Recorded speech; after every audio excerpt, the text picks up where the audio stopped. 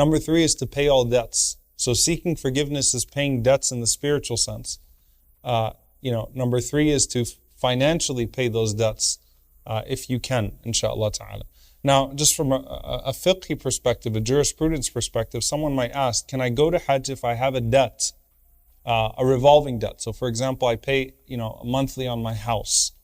Can I still go to Hajj having that debt? The answer is yes, because your Hajj, going to Hajj will not affect your monthly payment, if you will. Now, let's say I owe somebody money, but at the same time, I want to go to Hajj. In that situation, you want to make sure, obviously, that the person that you owe money to is aware of that, and you need to seek their permission in a way. And what that means is that they have a greater right to be paid back than you going to Hajj at that point. So you want to make sure if you owe somebody money and you're able to go to Hajj, that they understand that you seek their permission to do so, and that it's not going to lead to an unnecessary delay in you paying that person back. So you still should go to Hajj, inshallah ta'ala, if you can, but at the same time, especially with revolving debt, which is the nature of most debt that we have today, if there's something that's due, then make sure that this isn't going to lead to a delay and that you sought permission from the debtor.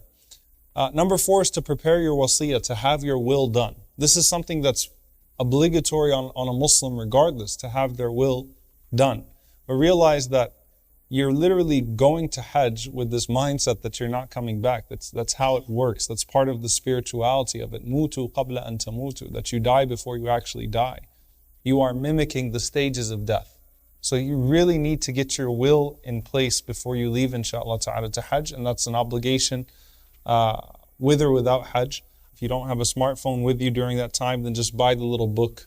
It's a little handbook, Fortress of the Muslim. So it has the du'as for Hajj and Umrah, and it has just different du'as that you can benefit from in different categories as you're going through the process. It really comes in handy, for example, on the day of Arafah.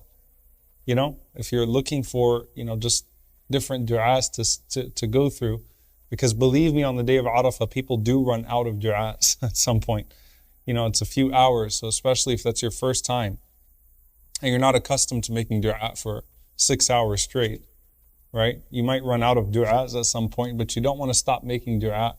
And so if you want to actually take a moment to read some of the authentic supplications of the Prophet ﷺ for different things, it's a very good resource to have, inshallah ta'ala. Some of your preparation tips from a prescription medication, and I'm not a doctor here, but there are two drugs that you're going to hear about quite a bit in Hajj. One of them is amoxicillin, and the other one's zithromycin or zithromax. So people will be prescribing that right and left. Obviously, because people tend to get sick before the Hajj days actually start. Especially people that are overzealous and try to overexert themselves before the Hajj days actually start. They go so strong from the first of Dhul Hijjah until the Hajj days that they're just absolutely exhausted and worn out and sick by the time the actual Hajj process starts. But it's good to have over-the-counter medication just for different things, inshallah ta'ala, to really try to boost your immune system as much as possible. So to really be regular with your vitamin C, and you could have your Sudafed and your chloroseptic spray and whatever it may be during that time, inshallah ta'ala. Vaseline to apply to the inner thighs for the men wearing ihram in particular. That's very, very important. It is going to be your best friend, inshallah. So make sure that you get that, that you have that before you go, or you get it over there before we, if you've got a Medina first package before you head out to Mecca, make sure that you actually have that. Just be conscious of the type of clothes that you're going to wear while you're there. Having those light material thobes, and just having those cheap plastic slippers that you can buy even in the street over there in Medina, in particular, those come in handy while you're there. Even if you're not typically, especially to the brothers now, by the way, if you're not typically a thobe person, you're not typically someone that would wear one of these, it's very convenient with the type of weather over there and the type of environment for you to just have those light material thobes, inshallah ta'ala, to wear while you're going around. And of course, you could buy some of those when you're actually in Medina. When it comes to your ihram towels, okay, and they literally are towels, right? If you're flying to Jeddah first, because if you're flying to Jeddah, obviously, you're going to need to be in ihram on the plane, because you're flying over a miqat, so you're going to land in your ihram.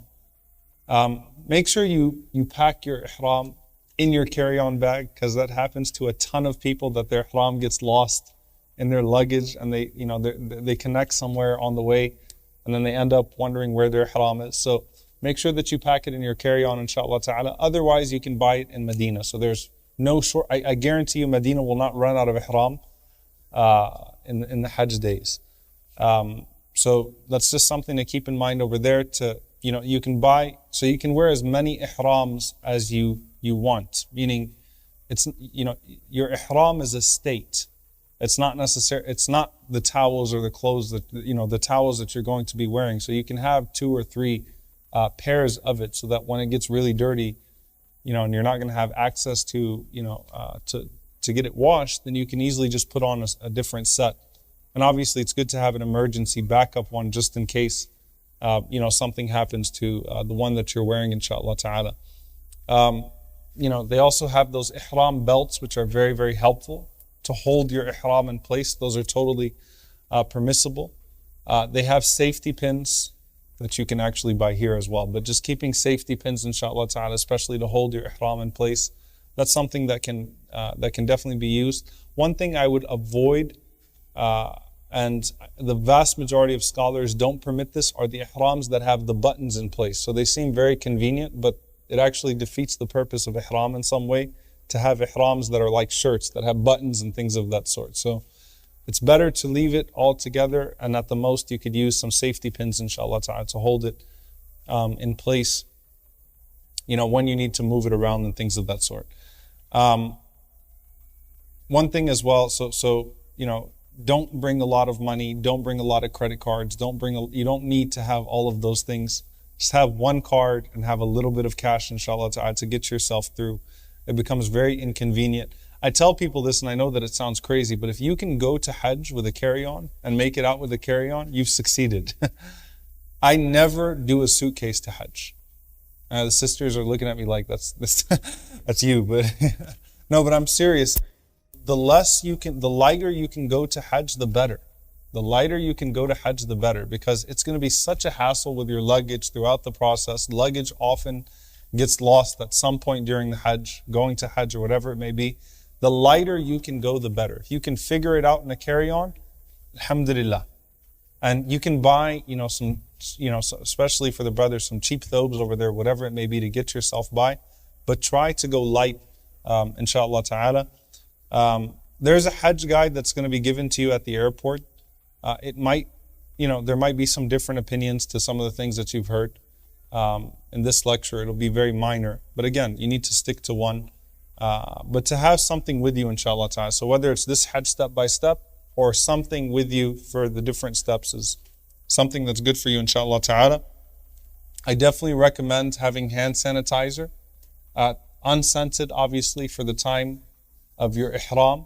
Even if it's slightly scented, it's not a big deal if you use it in your ihram. Alright? So, because nothing is absolutely unscented. But, even if it's a very, very slight scent, it's not like perfume, it's like a very slight scent, then inshallah ta'ala it's fine. But I definitely recommend a person having that, inshallah ta'ala.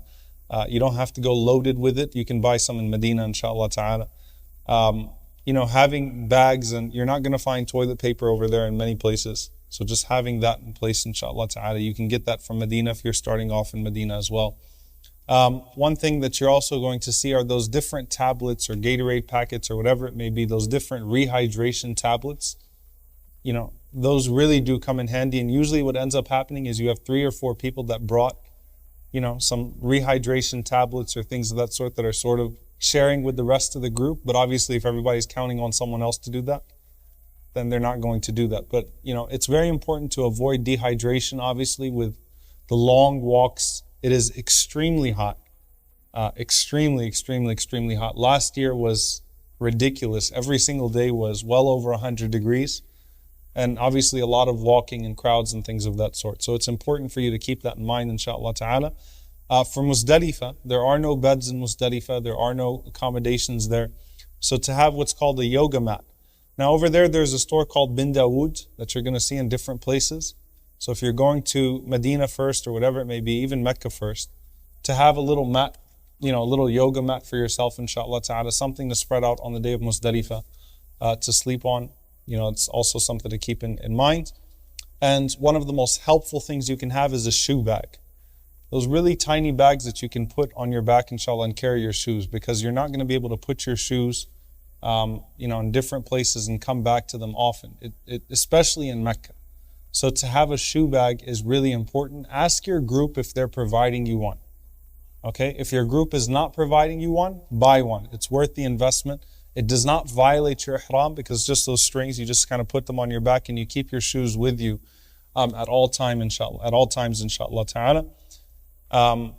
Very thick socks for tawaf outside of ihram. Now sisters can wear socks even inside, in their ihram. Brothers, for the time that you're going to be doing tawaf and you're going to be doing sa'i and so on and so forth outside of ihram, it will come in handy to have some really thick socks, inshallah ta'ala, or something that can protect your feet, because you're going to get blisters and you're going to get, you're going to have a lot of those issues, especially with the way that the surface is over there, with all the construction and stuff like that. I know they've cleaned up most of it, but you're walking on stones, then you're walking on this, then you're walking on that. So make sure you have that, inshallah ta'ala, to keep yourself, protected. Saudi SIM cards, how does that work, Uthman, now? All right.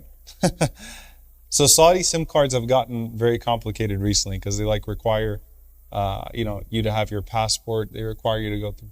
Okay, so have a copy of your passport and a copy of your visa on hand, inshallah ta'ala, because obviously they take your passport when you get to the airport. So to get a Saudi SIM card, you actually have to show that to get that, inshallah ta'ala. But that's just one thing there. Number 17 is don't be a tourist or a photographer. That's really important. I'll sort of talk about that, inshallah ta'ala. But seriously, chill with the pictures while you're there. You're there for Hajj. Don't take too many pictures, inshallah. Make 2 copies of your passport. Keep one at home, over here, and with someone in the US. And then keep one with you, because your passports go through all sorts of processing. So it does come in handy to really have a copy of your passport with you, inshallah ta'ala.